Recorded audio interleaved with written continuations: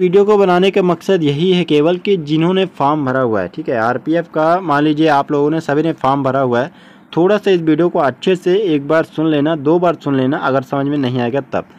देखिए होता क्या है कि कोई भी भर्ती आती है, लाखों लोग फॉर्म भरते हैं, यहाँ तक रेलवे वगैरह में तो करोड़ों लोग फॉर्म भरते हैं, ग्रुप डी जैसे एग्जाम अगर होता है तो उसमें करोड़ों लोग फॉर्म यहाँ पर भरते हैं।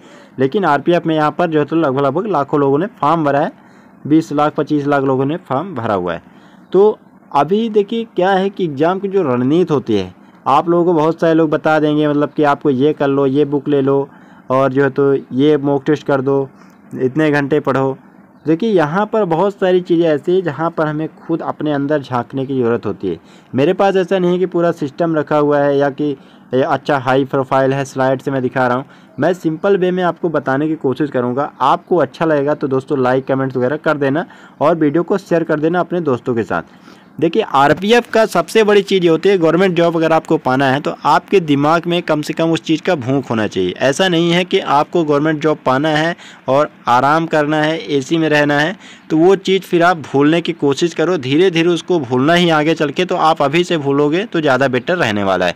क्योंकि देखिए होता क्या है कि गवर्नमेंट एग्जाम में कहीं ना कहीं त्याग होता है। पहले के ज़माने में जो राजा महाराजा होते थे, आप देखोगे तो अच्छा खासा तपस्या करते थे, इसके बाद भगवान आते थे, प्रकट होते थे और उनको जो है तो वरदान दे देते।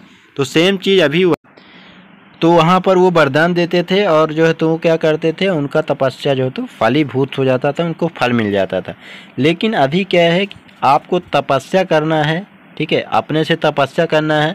और सबसे बड़ी बात ये है कि तपस्या करने के लिए कई सारी यहाँ पर चीज़ें हैं, आपको भटकाने के लिए यहाँ पर बहुत सारी चीज़ें हैं। मोबाइल है और जो है तो कई सारी यहाँ पर वीडियो देखोगे, बहुत सारे बोलोगे ये स्ट्रेटजी बना लो, ये बना लो, तो कहीं ना कहीं आपका जो भटकाव है, पहले तो जो भटकाव के जो तरीके थे वो काफ़ी कम थे। आदमी जाता था जंगल में, पहाड़ में, कहीं एकांत में जाकर तपस्या करते थे और कहीं ना कहीं वो सफल भी हो जाता था अपने तपस्या में। लेकिन आज की डेट में आप कहीं भी चले जाओ, ये चीज़ें आपको कहीं ना कहीं डिस्ट्रैक्ट करने वाली हैं और 95% जो लोग हैं वो डिस्ट्रैक्ट हो भी रहे हैं। क्योंकि आप देखोगे कि कोई भी भर्ती आती है तो उसमें अगर 20 लाख फॉर्म जाते हैं तो कम से कम उसमें जो भर्ती होती है, जो अप्रॉक्स में, जैसे आपको मैं आरपीएफ के उदाहरण से ही बता दे रहा हूँ, उसमें देखोगे 4 से 5 हज़ार पोस्ट ही है, उसमें फॉर्म कितने गए हैं, लगभग 30 से 35 लाख। तो आप देख सकते हो कि जो सिलेक्शन का जो रेशियो है वो कितना कम है। तो उस हिसाब से आप देखोगे तो जो 95% वाले लोग हैं उनका सिलेक्शन क्यों नहीं होता है, क्योंकि 100% जो भी इन्होंने फॉर्म भरा है, 30 लाख हो 35 लाख हो, इनमें से ही बच्चों का सिलेक्शन होना है। तो अभी तो ये रैंडमली ये सिलेक्ट नहीं है कि आपको सिलेक्ट होगे या नहीं होगे। तो बस आपको यही चीज़ें घोषित कर देना है कि मेरा सिलेक्शन मैं खुद डिसाइड करूंगा, ऐसा ना हो कि बाद में आपको पछताना पड़े। तो वही चीज़ मैं आपको थोड़ा सा बता दे रहा हूं, क्योंकि यहाँ पर बहुत सारी चीज़ें हैं जो आपको यहाँ पर ध्यान दोगे तभी आपको जो सिलेक्शन यहाँ पर हो सकता है। देखिए सबसे पहले तो मैं आपको ये बता दूँ कि आप ये मान के चलिए कि जो एग्ज़ाम है, ठीक है, अभी तो इलेक्शन के रिजल्ट के पहले तो मुश्किल ही है कि होने वाला है कुछ। हालांकि आर्मी का पेपर तो इलेक्शन के टाइम में भी हो गया, वो अच्छी बात है, हो गया, कोई दिक्कत नहीं। लेकिन अभी जो आरपीएफ का एग्ज़ाम है दोस्तों, आरपीएफ जैसे जो एग्ज़ाम होते हैं, आरपीएफ पुलिस तो बहुत सारे स्टेट का भी पुलिस है, लेकिन बहुत सारे लोगों का सपना होता है कि वर्दी वाली जॉब के लिए। तो आरपीएफ एक ऐसा एग्ज़ाम है जहां पर अगर आप एक बार पहुंच जाते हो, चाहे वो कांस्टेबल हो या एसआई हो, वहां पर अच्छी खासी आपको फैसिलिटी दी जाती है, चाहे वो रेल की जो तो पास का हो या आपको पढ़ाई लिखाई बच्चों का खर्चा हो, फैमिली का सपोर्ट हो या आपकी सैलरी हो। बहुत सारे फैक्टर यहाँ पर जो है तो आपको अलग अलग पुलिस में वो नहीं मिलेगा। और आपने आरपीएफ का वर्दी भी देखा हो तो उसमें अलग ही एक चमक होती है। जब आपके यहाँ पर शरीर में सजेगी तो आप एक प्राउड महसूस करोगे और आपको अलग ही फीलिंग होने वाला है। तो उस फीलिंग को अभी से आपको महसूस करके तैयारी करना है। ऐसा ना हो कि मोबाइल में वीडियो देख रहे हो मोटिवेशन वाली और बाद में यहाँ पर दबा के सो रहे हो, 10 घंटे सो रहे हो, बढ़िया ये देख रहे हो कि 10 घंटे सोना जरूरी है। तो 3 महीने मेरे भाई अगर नहीं भी सोओगे 10 घंटे तो तुम्हारा इसमें कुछ भी बिगड़ने वाला नहीं है।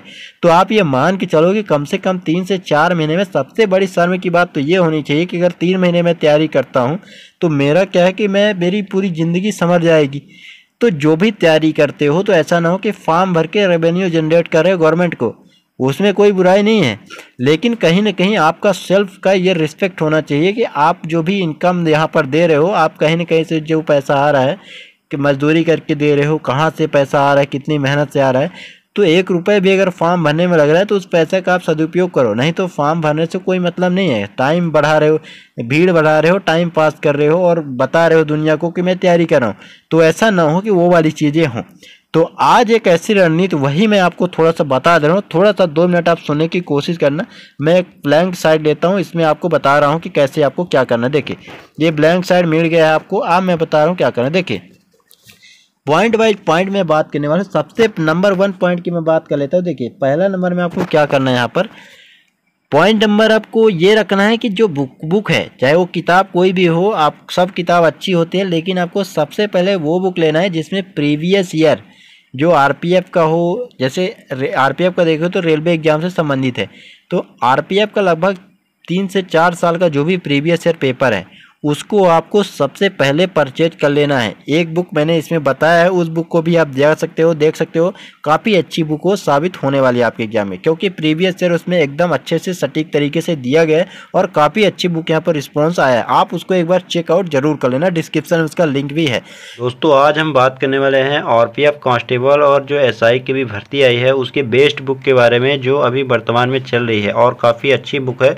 यहाँ पर आप देखोगे कि सभी एकदम मानो कि चैप्टर वाइज चीज़ों को दिया गया है। टीसीएस पैटर्न का पूरा आपको यहाँ पर देखने को मिल जाएगा। सामान्य अध्ययन है, चक्षु प्रकाशन की बुक रहेगा। इसमें देखोगे आपकी मल्टीपल टाइप के, जैसे एएलपी टेक्नीशियन का टीयर 1 टीयर 2 का पूरा दिया गया है, और एनटीपीसी CBT 1 CBT 2 का। ग्रुप डी का देखोगे तो ग्रुप डी का भी जो पेपर हुआ था पिछले ईयर में उसका भी पेपर वगैरह सब कुछ यहाँ पर पूरा व्याख्यात्मक हाल सहित दिया गया है। और यह पुस्तक की अगर मैं बात करता हूँ तो हर हाल में उसको श्रेष्ठ है, तो इस पुस्तक को आप एक बार चेकआउट कर सकते हो और काफ़ी अच्छा यहाँ पर बुक आपको मिल जाएगी। 6900 प्लस यहाँ पर आपको देखोगे मल्टीपल चॉइस क्वेश्चन दिए गए हैं। पूरा टीसीएस पैटर्न में जो पेपर हुआ था आपका पिछले सालों में, उसका आपको पूरा जो है तो पैटर्न में मिल जाएगा। लेटेस्ट यहाँ पर चैप्टर वाइज चीज़ों को दिया गया है, तो इस बुक को, ये बहुत ही बेस्ट बुक है। आपको ये प्रैक्टिस बुक भी चाहिए तो प्रैक्टिस बुक भी चक्षु प्रकाशन का आता है, जिसमें आप यहाँ पर देख सकते हो स्क्रीन में कि कांस्टेबल का भी यहाँ पर दिया गया है ऑफिशियल, मतलब पूरा पैटर्न के हिसाब से। और आरपीएफ के बारे में यहाँ पर, एसआई का भी, रेलवे मैथ चैप्टर वाइज सभी का अगर आप देखोगे तो मैथ, रीजनिंग और जीके का और साइंस यहाँ पर पूरा दिया गया है। तो इसको आप अगर जो है तो देख के खरीद सकते हो, बहुत ही बेस्ट बुक यहाँ पर आपको साबित होने वाली है। तो देखिए सबसे पहले तो बुक जरूरी है, क्योंकि बहुत सारे बोलते हैं कि ऑनलाइन पढ़ दो, कोई ये है वो है, मॉक टेस्ट बस दे लो, ऑनलाइन ही सब होना है। तो देखिए जो बुक होता है ऑनलाइन ही दिन भर जब रहोगे तो ऑनलाइन ही आप रहोगे, फिर दिन भर जिंदगी भर ऑनलाइन ही रहना है। तो इससे अच्छा है कि जब आपको नोट मिलने वाले हैं तो ऑनलाइन ही मिलेगी, लेकिन नोट को कहीं ना कहीं आप ऑफलाइन भी इस्तेमाल करते हो। आफ्टर सिलेक्शन जब आपको जो तो पैसा मिलेगा, सैलरी मिलेगी, तो ऐसा तो है नहीं कि ऑनलाइन ही सब होना है, तो कहीं ना कहीं उस चीज़ को आप फेल करो।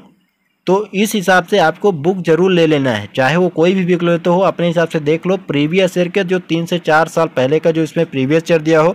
और इसमें यही चीज़ बहुत सारे क्वेश्चन पूछे कि जो आरपीएफ का है, एसआई का है, कांस्टेबल का है, केवल वही बुक लेना है, तो ऐसा नहीं है।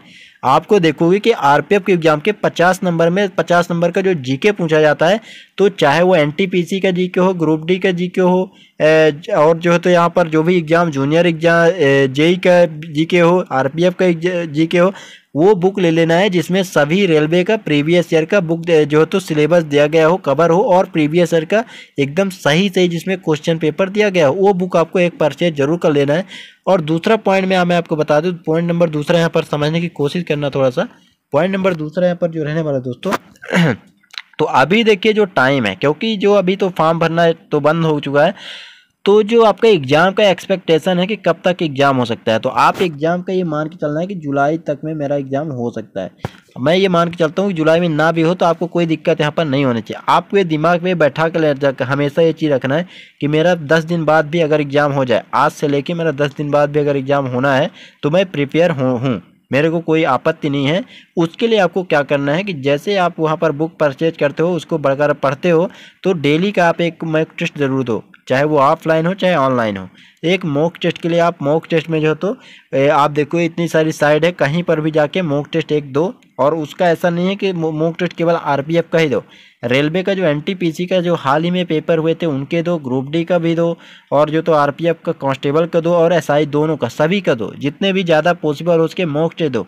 और पॉइंट नंबर तीसरा, अब वीडियो को मैं समाप्त भी करने वाला हूँ। पॉइंट नंबर तीसरा आप समझ लो देखिए मॉक टेस्ट तो सभी लोग देते हैं। पॉइंट नंबर तीसरा मैं यही बताऊंगा, मॉक टेस्ट अगर, क्योंकि आप पेपर देखोगे तो अगर 120 मिनट का पेपर है या 90 मिनट का पेपर है, जैसे अलग अलग रेलवे का आप पेपर दोगे, ग्रुप डी है तो उसका 90 मिनट रहता है, आरपीएफ का देखोगे तो अलग रहता है, तो उस हिसाब से जो भी टाइम रहता है तो आप इस चीज़ को नोट करो, क्योंकि गलती यहीं पर मेन हो रहा है। अगर आपका मान लीजिए उस एग्जाम में 100% में आपने 80% लाया या 60% ही आप मार्क्स गेन कर पाए मॉक टेस्ट में, तो आप इस चीज़ के देखो कि 40% में, क्योंकि ओवरऑल मैं मान के चलता हूँ कि अगर आपको जो तो 80 से 85% आप मार्क्स गेन करते हो ओवरऑल 100% में, तो आपका सिलेक्शन कोई नहीं रोक सकता है। ठीक है, चाहे आप कोई भी कैटेगरी के हो। बाकी कैटेगरी अगर कम में, मतलब SC ST OBC ADO से, उसमें आपको रिलैक्सेशन मिलना है तो उसमें 2 से 3 नंबर 4 नंबर का आपका फ़ायदा भी होने वाला है। लेकिन अगर आप ओवरऑल 80% से लेके 85% तक अगर मार्क्स गेन कर लेते हो, कोई भी एग्जाम हो, मतलब कोई भी एग्जाम का, चाहे आप जो मॉक दे रहे हो उसकी मैं बात कर रहा हूँ, तो आपको सिलेक्शन लगभग लगभग तय होता है। हो सकता है प्लस माइनस 2-4 पॉइंट इधर उधर हो जाए, लेकिन उसमें फ़ायदा आपका नॉर्मलाइजेशन में भी आपका लाभ ही होना है। क्योंकि पॉजिटिव तरीके से अगर आप मेहनत कर रहे हो तो कहते हैं ना कि सभी जब मेहनत करते हो तो पूरा यहाँ पर कायनात आपको साथ लगा दी कि आपको सिलेक्शन हो जाए या मेहनत आपका सक्सेस हो जाए। तो आपका मॉक टेस्ट देने के बाद ऐसा ना हो कि मॉक टेस्ट देते रहो, बढ़िया मॉक टेस्ट दो, डेली 3 से 4 मॉक दे दो, तो ऐसा कुछ नहीं, वो गलत कर रहे हो आप केवल डेली का एक ही मॉक टेस्ट दो। अगर आपके पास क्षमता है तो 2 मॉक टेस्ट दो, 3 दो, लेकिन उस मॉक टेस्ट में ये देखो कि जो मेरा 40% जो रॉन्ग हो रहा है ओवरऑल क्वेश्चन में, तो मेरा क्यों रॉन्ग हो रहा है, किस टॉपिक का है, वो कहाँ पर रॉन्ग हो रहा है, कौन से सब्जेक्ट में ओवरऑल कितना जा रहा है, उस चीज़ का पता कैसे लगेगा। उस चीज़ का पता आपको ऐसे लगेगा कि जब उसका एनालिसिस करोगे। अगर आपका 90 मिनट का पेपर है, उसको कम से कम 2 से 3 घंटे आप एनालिसिस करो, प्रॉपर तरीके से एनालिसिस करो, और जो क्वेश्चन आपसे बन रहे हैं यहाँ पर भी थोड़ा सा उतावला होने का, या ऐसा नहीं है कि आप ज़्यादा 30 मार्क खान बनने की कोशिश मत करो कि मेरा से ये क्वेश्चन सब बन गया, मेरा 65 नंबर आ गया, 70 नंबर। तो वो उसके लिए आपको क्या करना है कि फिर बड़े लेवल एग्जाम के एक मॉक टेस्ट दे देना, तो उससे आपका हवा जो है तो वो निकल जाएगा। तो उस तरीके से आपको, देखिए क्या होता है कि जब मेरे से हम आप लोग से थोड़ा बहुत बनने लगता है तो आप लोग ज़्यादा उछलने लगते हो, तो ऐसा नहीं है। सभी जो तो अगर जो तैयारी करता है उसका भी अगर ऐसा रहेगा, क्योंकि आप एक भर्ती नहीं है तो आप बस का सिलेक्शन होगा।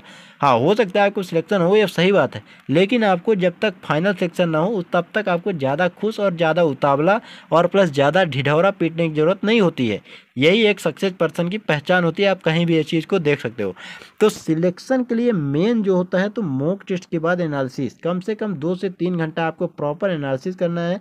जहाँ पर रॉन्ग है उस रॉन्ग क्वेश्चन को पूरी तरह से उसकी जड़ तक जाना है, और ऐसा कोशिश करना है कि कोई भी ज़िंदगी में दोबारा एग्ज़ाम अगर आप देते हो तो ये जो 40% मेरा रॉन्ग हुआ है उस क्वेश्चन में से अगर कोई भी आता है, चाहे वो कोई भी सब्जेक्ट हो, तो मेरा वो चीज़ गलत नहीं होना चाहिए। अगर इस चीज़ को फॉलो कर लेते हो, 1 से 2 महीने ये चीज़ फॉलो कर लेते हो, तो कहीं ना कहीं आपको सिलेक्शन का जो है तो कोई रोकने वाला यहाँ पर फिर शायद ही होगा कि जो आपका सिलेक्शन रोक ले। तो यही मेन स्ट्रेटजी आपको काम करना है अभी। इसी में अगर आप वर्क करते हो तो आपको यहाँ पर सिलेक्शन होना ही होना है। और इस वीडियो को सेव कर सकते हो, जब आपका सिलेक्शन हो जाएगा तो इस वीडियो का एक बार और देख लेना, और मेरे को शेयर भी कर देना कि अगर मैं गलत बोल रहा हूँ। ये चीज़ एक बार फॉलो करके देख लो।